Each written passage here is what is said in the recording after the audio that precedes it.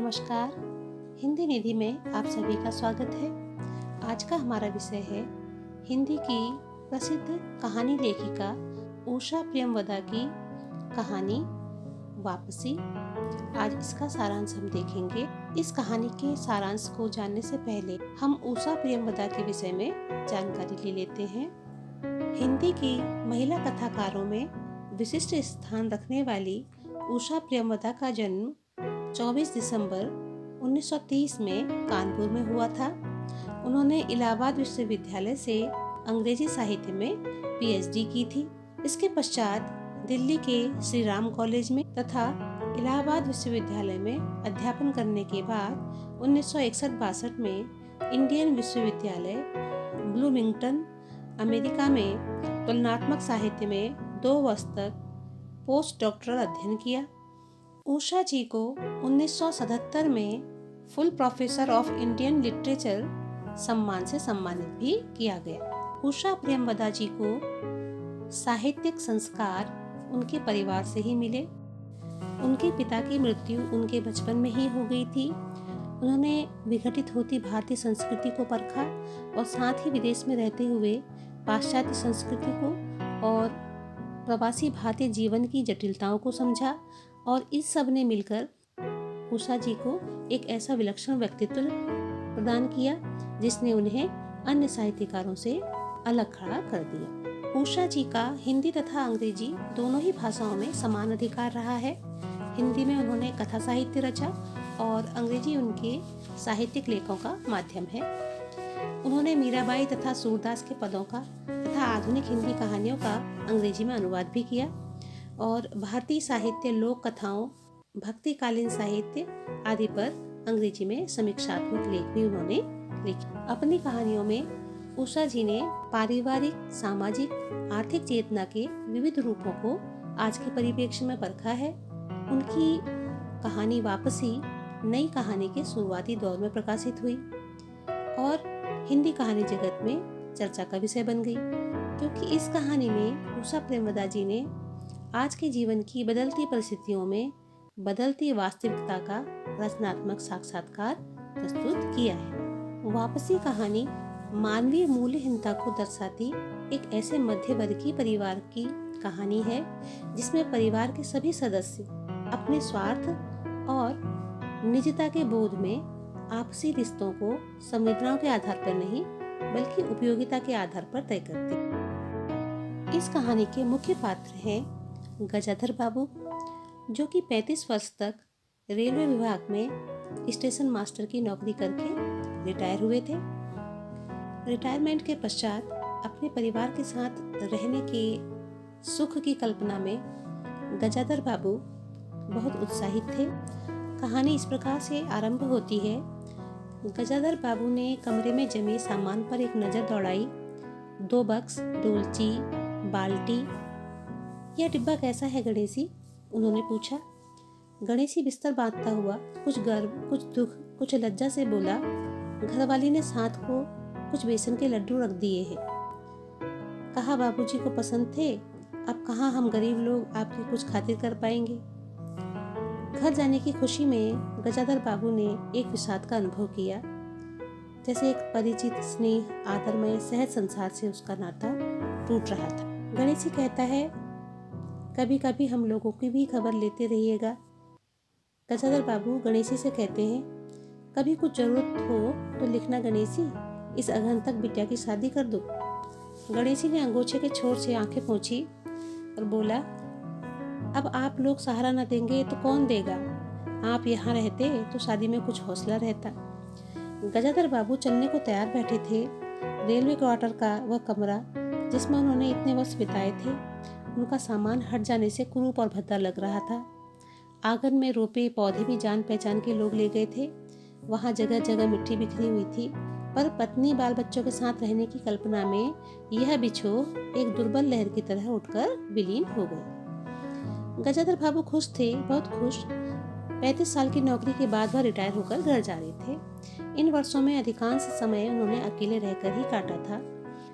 उन अकेले क्षणों में उन्होंने इसी समय की कल्पना की थी जब वह अपने परिवार के साथ रह सकेंगे। इसी आशा के सहारे वह अपने अभाव का बोझ ढो रहे थे। संसार की दृष्टि में उनका जीवन सफल कहा जा सकता था। उन्होंने शहर में एक मकान बनवा लिया था, बड़े लड़के अमर और लड़की कांति की शादियां कर दी थी, 2 बच्चे ऊंची कक्षाओं में पढ़ रहे थे। गजाधर बाबू नौकरी के कारण छोटे छोटे स्टेशनों पर ही रहे और उनके पत्नी और बच्चे शहर में, जिससे कि बच्चों की पढ़ाई में कोई बाधा न हो। गजाधर बाबू स्वभाव से बहुत ही स्नेही व्यक्ति थे और स्नेह के आकांक्षी भी थे। जब परिवार साथ था, ड्यूटी से लौटकर बच्चों से हंसते बोलते, पत्नी से कुछ मनोविनोद करते, उन सब के चले जाने से उनके जीवन में गहन सूनापन भर गया था। खाली क्षणों में उनसे घर में टिका न जाता। अकेलेपन के उन क्षणों में उन्हें उस समय की याद आती थी जब उनकी पत्नी दोपहर की गर्मी होने पर भी चूल्हे में आग जलाई रहती थी और उनके स्टेशन से वापस आने पर गरम गरम रोटियां सेकती थी और उनके खा चुकने और मना करने पर भी थोड़ा सा कुछ और थाली में परोस देती थी और बड़े प्यार से आग्रह करती थी। अब कितने वर्षों बाद वह अवसर आया था जब वह अपने उसी स्नेह और आदर के मध्य रहने जा रही थी। गजाधर बाबू अपने परिवार के बीच पहुंच चुके थे। गजाधर बाबू के परिवार में 2 बेटे थे। बड़ा बेटा था अमर और छोटा बेटा था नरेंद्र। बेटी का नाम था बसंती, साथ ही उनकी पत्नी और एक पुत्र वधू भी उनके परिवार में थी।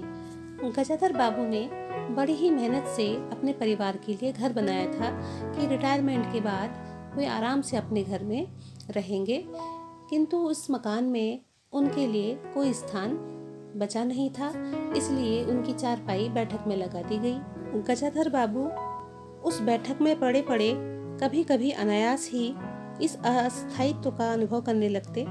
उन्हें याद हो आती उन सारी रेलगाड़ियों की जो आती और थोड़ी देर रुककर किसी और लक्ष्य की ओर चली जाती। घर छोटा होने के कारण बैठक में ही यह प्रबंध कर दिया गया था। उनकी पत्नी के पास अंदर का एक छोटा सा कमरा अवश्य था, पर वह एक और अचारों के मर्तबान, दाल चावल के कनस्तर और घी डिब्बों से घिरा हुआ था, तो और दूसरी ओर उसमें पुरानी रजाइयाँ जो कि दरियों में लिपटी हुई और रस्सी में बंधी हुई रखी थी। उसके पास एक बड़े से टिन के बक्स में घर भर के गर्म कपड़े भी थे। तो इस प्रकार से वो जो कमरा था उसमें भी उनकी चारपाई के लिए कोई स्थान नहीं था, इसीलिए गजाधर बाबू की चारपाई बैठक में लगा दी गई थी। गजाधर बाबू अपने परिवार के साथ बैठकर उनकी हंसी खुशी में शामिल होना चाहते थे, किंतु उनके परिवार के सदस्य उनके साथ बैठने में सहजता का अनुभव नहीं करते थे, इसलिए वे एक एक करके किसी न किसी बहाने से उन्हें छोड़कर चले जाते थे, जिसे देखकर उनका मन बहुत ही खिन्न हो जाता था। उनकी पत्नी भी उनकी भावनाओं को समझने का प्रयास नहीं करती थी। वो भी केवल दिन रात घर गृहस्थी के धंधों में ही उलझी रहती थी। उसे अपने पति के मन की बात जानने का कोई उत्साह नहीं था। गजाधर बाबू ये महसूस कर रहे थे कि उनके परिवार का कोई भी सदस्य, चाहे पुत्र हो या पुत्री या बहू या फिर उनकी पत्नी, कोई भी उनके आने से उत्साहित नहीं है। उनका आना उन सबको असहज बना रहा है। उनकी सलाह, उनके निर्देश, उनकी आज्ञा उन सबको बोझ लगने लगी है। पुत्र को लगता है कि वे अब रिटायर हो चुके हैं तो परिवार के मुखिया कैसे रह सकते हैं। बहू बेटी को ऐसा लगता है कि वे अनावश्यक रूप से उनके कार्यों में हस्तक्षेप कर रहे हैं, और उनकी पत्नी भी उनके आने से कोई बहुत खास उत्साहित नहीं है। वे अनुभव करने लगते हैं कि जैसे वे अपने ही घर में परदेसी की तरह रह रहे हैं। एक दिन उनकी पत्नी ने उन्हें बताया कि उनका बड़ा बेटा अमर अलग रहने की सोच रहा है। गजाधर बाबू चकित होकर पूछते हैं क्यों? पत्नी ने साफ साफ तो उत्तर नहीं दिया, लेकिन उन्हें पता चला कि अमर और उसकी बहू को उनसे बहुत शिकायतें हैं। उनका कहना है कि गजाधर बाबू हमेशा बैठक में ही पड़े रहते हैं, कोई आने जाने वाला हो तो कहीं बैठाने की जगह नहीं है। अमर को वो अभी भी छोटा ही समझ रहे हैं, बहू को काम करना पड़ता है और सास जो है जब तब फूहड़पन पर ताने देती रहती है, इसलिए वो अलग रहने की सोच रहा है। गजाधर बाबू पूछते हैं, क्या मेरे आने से पहले भी ऐसी बात हुई थी? तो पत्नी जो है इनकार में सिर हिला देती है। पहले अमर घर का मालिक बनकर रहता था, बहू को कोई रोक टोक नहीं थी। अमर के दोस्तों का प्रायः उसी बैठक में अड्डा बना रहता था और अंदर से नाश्ता चाय तैयार होकर फटाफट आ जाता था। और बसंती जो उनकी बेटी थी, उन्हें भी ये वही सब अच्छा लगता था। अब गजाधर बाबू के आने से ये सब सारी चीज़ें बंद हो गई हैं, इसलिए परिवार के सभी सदस्यों को उनका आना खलने लगा है, या उनका घर में रहना खलने लगा है। एक दिन उन्होंने देखा कि उनकी चारपाई बैठक से उठाकर उनकी पत्नी की कोठरी में डाल दी गई है। वे कुछ नहीं बोले और उन्होंने निश्चय कर लिया कि अब वे इस घर के मामलों में कुछ भी राय नहीं देंगे। उन्होंने सोचा कि यदि गृह स्वामी के लिए पूरे घर में एक चारपाई की जगह यहीं पर है तो वे यहीं पड़े रहेंगे। अगर कहीं और डाल दी गई तो वहाँ चले जाएंगे। यदि बच्चों के जीवन में उनके लिए कोई स्थान नहीं है तो वे अपने घर में ही परदेसी की तरह रहेंगे। और इस प्रकार उन्होंने घर के मामलों में बोलना बंद कर दिया।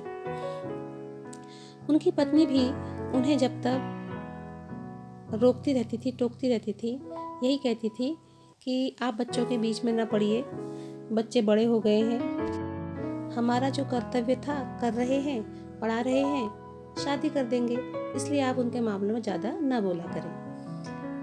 पत्नी की ये बातें गजाधर बाबू के मन में चुभ जाती थी। वे आहत दृष्टि से पत्नी की ओर देखते हुए अनुभव करते थे कि वह पत्नी और बच्चों के लिए केवल धनोपार्जन के निमित्त मात्र ही है। जिस व्यक्ति के अस्तित्व से पत्नी मांग में सिंदूर डालने की अधिकारी है, समाज में उसकी प्रतिष्ठा है, उसके सामने वह 2 वक्त की भोजन की थाली रख देने से ही सारे कर्तव्य से छुट्टी पा जाती है। वह अपने घर के कामों में इतना अधिक रमी हुई है कि अब उसे उनकी कोई चिंता ही नहीं है। घर के काम ही उसकी संपूर्ण दुनिया बन गए हैं। गजाधर बाबू को रह रहकर अपना वह समय याद आता था जब वह स्टेशन मास्टर थे और उनके जीवन में कितनी निश्चिंतता थी। खुला हुआ सा उनका क्वार्टर था जहां वह निश्चिंत होकर रहते थे। चिर परिचित चेहरे और पटरी पर रेल के पहियों की खटखट जो उनके लिए एक मधुर संगीत की तरह थी, उन सभी की उन्हें याद आ जाती थी। वो जीवन अब उन्हें खोई हुई निधि सा प्रतीत होता था। उन्हें लगा कि वह जिंदगी के द्वारा ठगे गए हैं। उन्होंने जो कुछ चाहा उसमें से तो उन्हें एक भी बूंद नहीं मिली। एक दिन गजाधर बाबू चिट्ठी हाथ में लिए हुए अंदर आए और पत्नी को पुकारा। वह भीगे हाथ लिए निकली और आंचल से पहुंचती हुई पास में आ खड़ी हुई। गजाधर बाबू ने बिना किसी भूमिका के कहा, मुझे सेठ रामजी मल की चीनी मिल में नौकरी मिल गई है।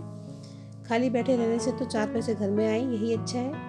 उन्होंने तो पहले ही कहा था, मैंने ही मना कर दिया था। फिर कुछ रुककर जैसे बुझी हुई आग में एक चिंगारी चमक उठे।